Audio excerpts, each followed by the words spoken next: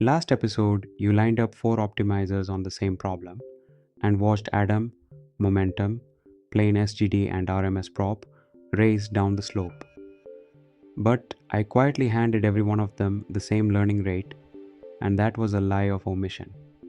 Because the single number that decides whether any of those optimizers works isn't the optimizer at all. It's the size of the step. Pick it wrong, and the fanciest optimizer in the world walks off a cliff. So today we change nothing about the algorithm. Plain gradient descent, one objective, and we turn exactly one knob, the learning rate, too small, too big, and just right. Here's the thing, everyone gets backwards first. You'd think the learning rate is how fast the model learns. A speed dial, where more is just more progress per second. It isn't, it's the length of one step downhill. The gradient gives you a direction. The learning rate decides how far you walk in that direction before you stop, look around, and recompute. Speed is the consequence of step length, not the same thing. And as you're about to see, past a certain point, longer steps don't get you there faster. They get you nowhere, loudly. Start with too small, set the step to 1/1000th, and watch the loss inch down 9, 8.7, 8.4. Real progress. Every step in the right direction, never once unstable. The misconception here is the comforting one. Small is safe, it'll just take longer. But longer isn't the danger, stalling is. With a step this short, you don't reach the bottom in slow motion. You grind to a halt on a gentle stretch where the gradient goes nearly flat and the loss parks at 120 with the minimum still far below. Safe? Yes. Arrived? No. Now the one that bites people too big. The instinct is that a bigger step is an impatient version of a small step, same path, fewer stops, you just get there sooner. Watch what actually happens at a step of 1.5.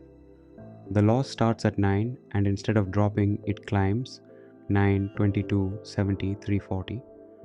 And it keeps climbing until the numbers overflow. You didn't overshoot the minimum and settle nearby. You overshot it, landed somewhere steeper than where you started, took an even bigger step from there, and the whole thing ran away from the bottom. That's divergence, and that's the magenta curve. Why does overshoot become explosion instead of a wobble that settles? Because the step length is multiplied by the gradient, and the gradient is bigger the farther you are from the bottom. Too far on one step lands you somewhere steeper, which makes the next gradient bigger, which makes the next step longer still. It's a feedback loop that compounds. On our bowl, there's a hard threshold for this. The step is stable only while it stays under 2, divided by the steepest curvature. Cross that line and every step amplifies the last. There's no a little too big. You're either under the line or you're gone. So you'd guess the goal is to find the single biggest step that doesn't blow up and use that. Ride the edge for maximum speed. Close, but the edge is a cliff with no railing. Sit right at the stability threshold and the loss doesn't descend smoothly. It bounces, overshooting and recovering, zigzagging down a narrow valley, taking twice the steps it should.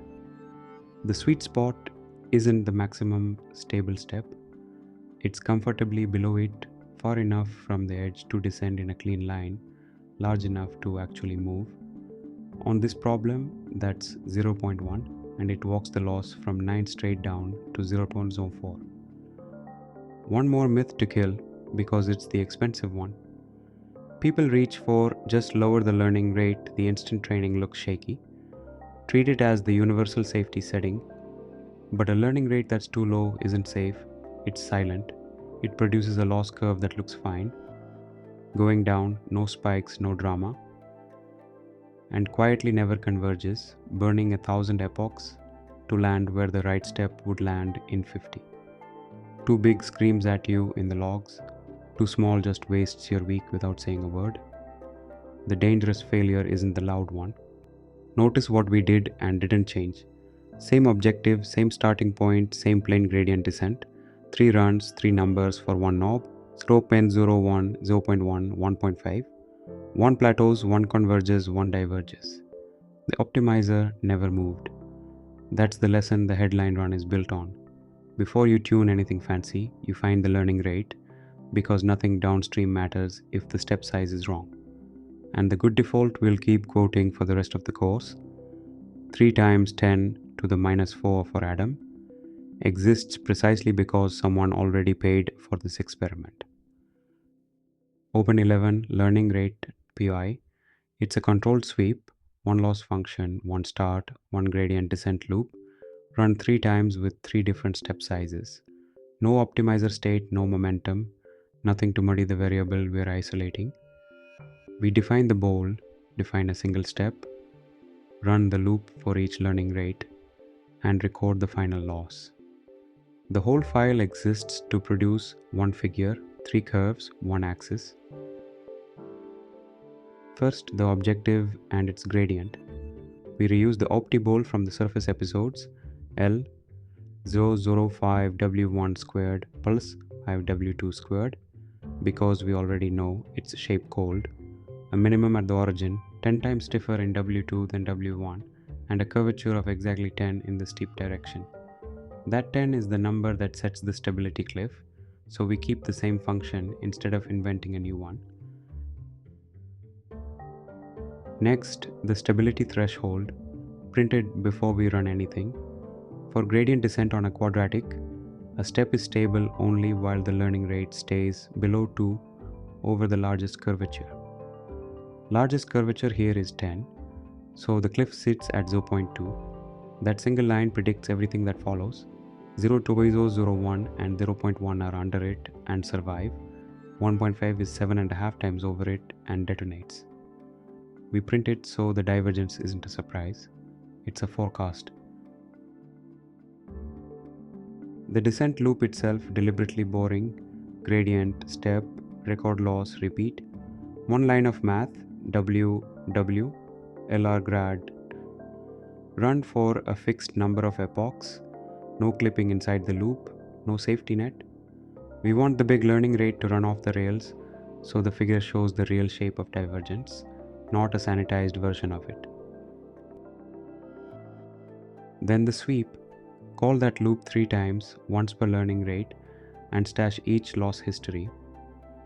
We guard the recording so an overflowed value gets logged as the spike it is, rather than as an AND that breaks the plot. That's the only concession to the diverging run, and it's cosmetic, capping the drawn curve at 340, so the other two stay readable. Finally, we print the verdict line, final loss per learning rate, tagged plateau, converged or diverged, and hand the 3 histories to the plotter. Healthy curves in the teal to cyan ramp, the diverging one in magenta, and dashed, exactly as the color law demands. Magenta only ever means failure. So the knob is found before the optimizer is chosen, and the rule is large enough to move, small enough to stay under the cliff. But a single fixed learning rate is still leaving speed on the table. What if you started cautious, opened up once you're stable, then eased off near the bottom? That's not one number anymore, it's a schedule.